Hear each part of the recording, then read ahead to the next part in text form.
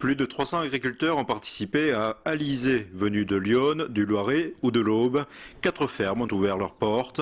Objectif, échanger entre professionnels pour maîtriser les coûts de production en élevage. Là où c'est intéressant, c'est surtout sur des filières lait où le bio est déjà la filière est relativement bien organisée. Après, au niveau viande, on a pour l'instant une valorisation qui est encore légèrement minime.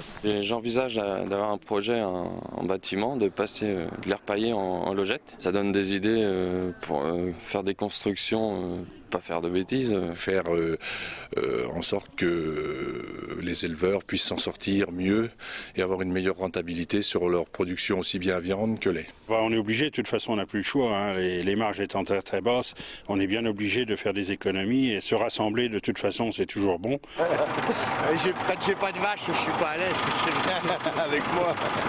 Ces échanges professionnels et précis ont lieu une fois par an dans le cadre d'Alizé. La Chambre d'agriculture est également présente.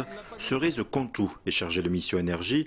Elle conseille les éleveurs tout au long de l'année pour réaliser des économies, carburant, mais aussi des latrettes lors du stockage du lait. Qui est produit à environ 37 degrés en sortant du pied de la vache, doit être refroidi à 4 degrés. Donc on imagine que c'est une dépense électrique importante. On peut être aidé pour mettre en place un petit appareil, un appareil assez simple qui joue le rôle d'échangeur de chaleur. Et donc le tank qui a pour rôle de refroidir ce lait va dépenser moins d'énergie vu qu'il arrive à une température abaissée d'environ 10 degrés. Ça permet d'abaisser environ de 20 à 25% la consommation d'électricité.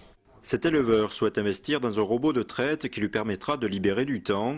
Après calcul, il doit augmenter son cheptel de 50 vaches pour que cette opération soit rentable. Servir de lien entre les banques et les experts agricoles pour assister l'exploitant, telle est l'une des tâches permanentes de la Chambre d'agriculture. Une expertise complète au niveau de son exploitation, aussi bien au niveau technique, au niveau économique que financier. C'est la notion de boîte à idées, c'est d'explorer différentes pistes. Après, en fonction des sensibilités de l'agriculteur, il dit je sens ou je sens pas le projet.